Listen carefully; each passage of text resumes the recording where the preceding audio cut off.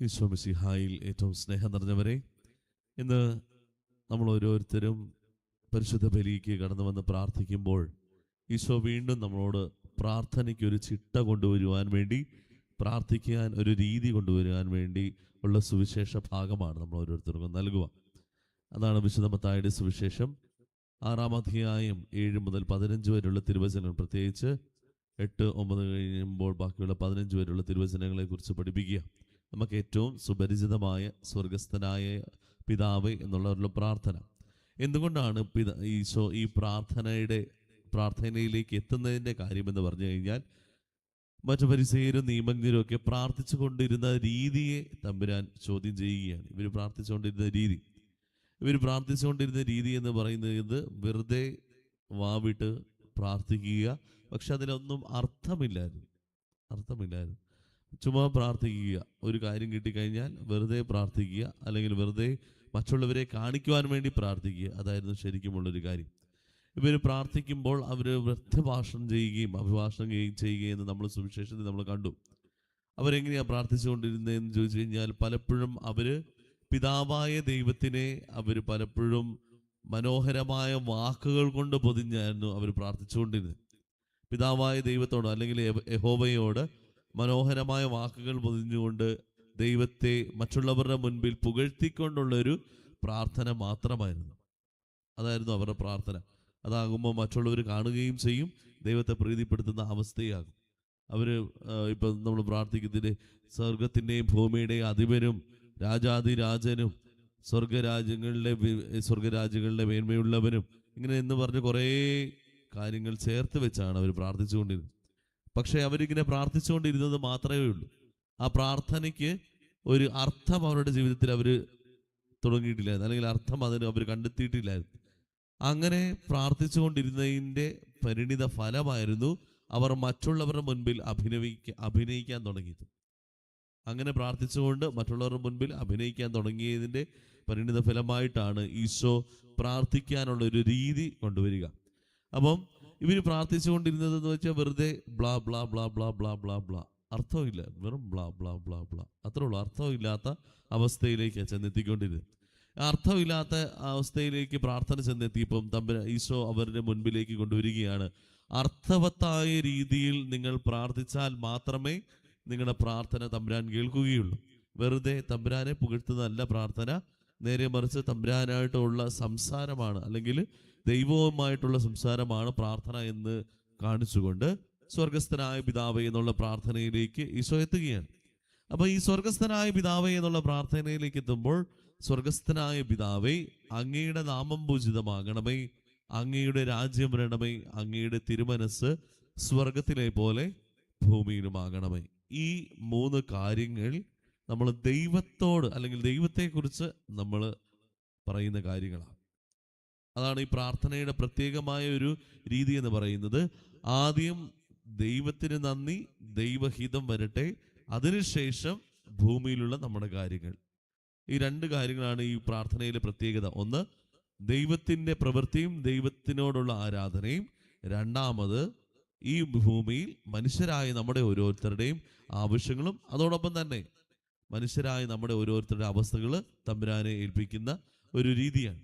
അപ്പം ആദ്യം സ്വർഗസ്ഥനായ ഞങ്ങളുടെ പിതാവേ എന്നുള്ള ആദ്യത്തെ വാക്ക് തന്നെ നമ്മൾ ഉദ്ദേശിക്കുന്നത് നമ്മുടെ സ്വർഗീയ അപ്പ എന്ന് വിളിക്കുവാനായിട്ടുള്ളൊരു ഭാഗ്യമാണ്. നമ്മുടെ ഭവനത്തിൽ ആവശ്യമുള്ളപ്പോൾ നമ്മൾ ആദ്യം ഓടിച്ചെന്ന് പറയുന്നത് അപ്പനോടാണ്. അപ്പം എന്ന് പറയുന്നത് പോലെ തന്നെ പിതാവായ ദൈവത്തിനെ നമ്മുടെ ഓരോരുത്തരെയും സ്വന്തമായി അപ്പനായി, അല്ലെങ്കിൽ നമ്മുടെ കുടുംബത്തിനെ നാഥനായി നമ്മൾ സ്വീകരിക്കുന്നതിന് തുല്യമാണ്. നമ്മുടെ ഏതൊരു ആവശ്യത്തിലും ഓടിച്ചെല്ലുവാൻ ആദ്യം നമ്മൾക്ക് കരമുള്ളത് പിതാവായ ദൈവത്തോടാണ്.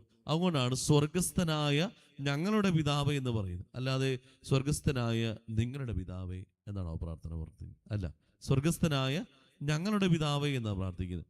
അങ്ങയുടെ നാമം പൂജിതമാകണമേ, അങ്ങയുടെ രാജ്യം വരണമേ എന്ന് പറയുന്നത്, തമ്പുരാന്റെ രാജ്യം വരണമെന്ന് പറയുന്നത് ഹിതം ആദ്യം നിന്റെയാണ്, പിന്നെയേ ഉള്ളൂ എൻ്റെ നിയോഗം. കർത്താവേ, എൻ്റെ നിയോഗമല്ല ആദ്യം, അല്ലെങ്കിൽ ഞാൻ ആഗ്രഹിക്കുന്ന രീതിയിലല്ല ആദ്യം കാര്യം നടക്കേണ്ടത്.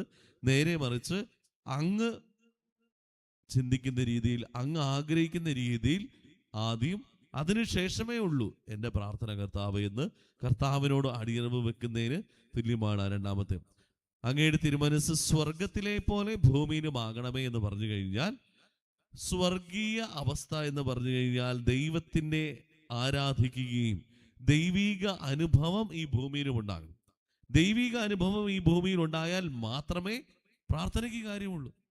അല്ലാതെ നമ്മൾ പ്രാർത്ഥിക്കുന്നത് സാത്താന്മാരോട് പ്രാർത്ഥിക്കാൻ പറ്റൂ? ഇല്ല.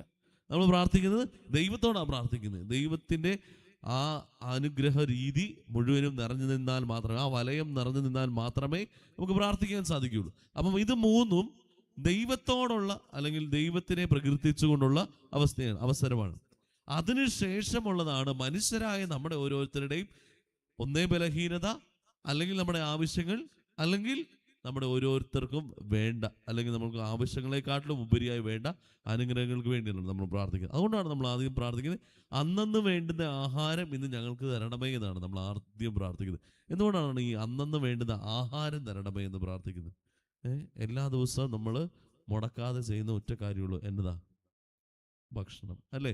അന്നന്ന് വേണ്ടുന്ന ആഹാരം തരണമേ എന്ന് പറഞ്ഞു കഴിഞ്ഞാൽ എല്ലാ രീതിയിലും ഭക്ഷണം വേണം. ശരീരത്തിന് വേണ്ടി മാത്രമല്ല, നമ്മൾ ഏതൊരു പ്രവൃത്തിയിലേക്ക് ചെല്ലുമ്പോഴും അതിൻ്റെ ഉത്തരം അതിൻ്റെ ആഹാരമാണ്, അല്ലേ? ഒരു ചോദ്യത്തിൻ്റെ ഉത്തരം അതിൻ്റെ ആഹാരമാണ്. ദി ആൻസർ ഈസ് ഓൾവേസ് എന്നതാ? ഒരു ചോദ്യത്തിൻ്റെ ആഹാരമാണ്. The food for the question എന്ന് പറഞ്ഞ പോലെ. അപ്പം എല്ലാ കാര്യത്തിലും ഞങ്ങൾക്ക് ഉന്നത വിജയസ്ഥാനം നൽകണമേ എന്നുള്ളത് പ്രാർത്ഥന. തിരുവചനത്തിൻ്റെ അതേ അനുഗ്രഹമാണ് അവിടെ.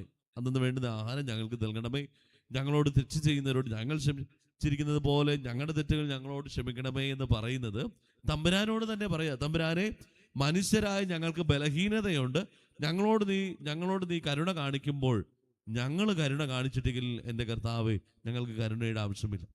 കാരണം പ്രവർത്തന രീതിയിൽ നമ്മൾ ആദ്യം ചെയ്തില്ലെങ്കിൽ നമ്മൾ ദൈവത്തോട് ചോദിച്ച് മേടിക്കുന്നത് ഹീനതയാണ്, നീചമാണ്, ശരിയായ അവസ്ഥയല്ല. അപ്പൊ നമ്മളെ ഞുള്ളിയാൽ നോവും, മറ്റുള്ളവരെ ഞുള്ളിയാൽ നോവേല്. അതെവിടുത്തെ രീതിയാണ്? മറ്റുള്ളവരെ പാറ കൊണ്ടാണോ പണിയുന്നത്? അല്ല. അപ്പം ദൈവത്തോട് തന്നെ പറയുക, എൻ്റെ തമ്പുരാനായ ദൈവമേ, എൻ്റെ ദൈവമേ, എനിക്ക് കരുണ വേണം, എനിക്ക് അനുഗ്രഹം വേണം. എന്നെ അനുഗ്രഹിക്കുന്നത് പോലെ തന്നെ ഞാൻ മറ്റുള്ളവർക്ക് വേണ്ടിയും ഇതാ പ്രാർത്ഥിക്കുകയാണ്, അവർക്ക് വേണ്ടിയും ഞാൻ യാചിക്കുകയാണ്. അത് മറ്റുള്ളവർക്ക് വേണ്ടിയും ചേർത്തുള്ള പ്രാർത്ഥനയാണ്. ബാക്കി ഞങ്ങളെ പ്രലോഭനത്തിൽ ഉൾപ്പെടുത്തരുതേ, തിന്മയും ഞങ്ങളെ രക്ഷിക്കണേ എന്ന് കർത്താവിനോട് അവസാനം ഒരു യാചന ചോദിക്കണം. എൻ്റെ കർത്താവേ, ഇതെല്ലാം ഈ ലോകത്ത് നിറവേറ്റുവാൻ, ഇതെല്ലാം ഓരോ ദിവസവും നിറവേറ്റുവാൻ ഞങ്ങൾക്ക് വേണ്ടത് നിന്റെ കൃപ. അവസാനം നമ്മൾ എത്തുന്നത്, എങ്ങനെ ചെന്ന് പ്രാർത്ഥിച്ചാലും അവസാനം നമ്മൾ എത്തുന്നത് നിന്റെ കൃപ എനിക്ക് മതിയെന്ന്. അപ്പൊ ഈ പ്രാർത്ഥനയുടെ അർത്ഥം, സാരാംശം മുഴുവനും ജീവിതത്തിൽ പാലിക്കുവാനായിട്ട്, അതാണ് പ്രാർത്ഥനയ്ക്ക് ഒരു ചിട്ട രീതി ഈശോ കൊണ്ടുവരുന്നത്. അപ്പൊ നമ്മുടെ പ്രാർത്ഥന രീതി നമുക്ക് തന്നെ ഒന്ന് പരിശോധിക്കാം.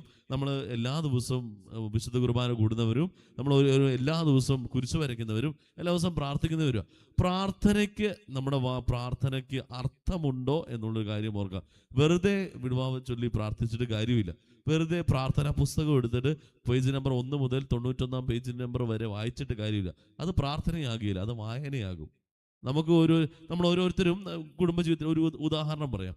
നമ്മൾ ഈശോ ജോർദാൻ നദിയിൽ വെച്ച് യോഹന്നാനിൽ നിന്ന് മാമോദീസ സ്വീകരിച്ചു എന്ന രഹസ്യത്തെക്കുറിച്ച് നമുക്ക് ധ്യാനിക്കാമെന്നാണ് നമ്മൾ പറയുന്നത്, അല്ലെ? എന്ന രഹസ്യത്തെക്കുറിച്ച് നമുക്ക് ധ്യാനിക്കാമെന്ന് പറഞ്ഞിട്ട് നമ്മൾ വേറെ വല്ലതും ധ്യാനിച്ചുകൊണ്ട് ചൊല്ലിട്ട് കാര്യം കേട്ടോ? ഇല്ല.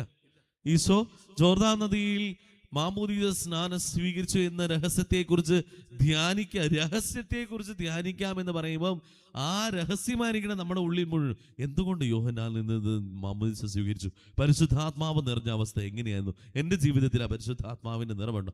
അതാണ് നമ്മുടെ ചിന്ത ഉണ്ടാകേണ്ടത്. നേരെ മറിച്ച് സുരക്ഷ കഞ്ഞിയുടെ കലം എന്തോ നോക്കിയാണ്, ഗ്യാസ് ഓഫാണോ നോക്കിയാണ്. പ്രാർത്ഥനയ്ക്കിടയ്ക്ക് വേറെ പ്രാർത്ഥന ചേർക്കരുത്. അപ്പം പ്രാർത്ഥനയ്ക്ക് ഒരു ചിട്ട നമ്മുടെ ജീവിതത്തിലേക്ക് കൊണ്ടുവരാനായിട്ട് പരിശ്രമിക്കാം. പ്രാർത്ഥിക്കുമ്പോൾ അർത്ഥവത്തായ പ്രാർത്ഥനകൾ ഉപയോഗിക്കുവാനും വെറുതെ വിടുവാ പറയാതെ വ്യർത്ഥ ഭാഷണം ചെയ്യാതെ പ്രാർത്ഥിക്കാനുള്ള അവസരത്തിന് വേണ്ടി നമ്മൾ ഓരോരുത്തർക്കും കൃപയ്ക്ക് ലഭിക്കട്ടെ എന്ന് ആത്മാർത്ഥമായി പ്രാർത്ഥിക്കാം. ദൈവം നമ്മളെല്ലാവരെയും സമൃദ്ധമായി അനുഗ്രഹിക്കട്ടെ.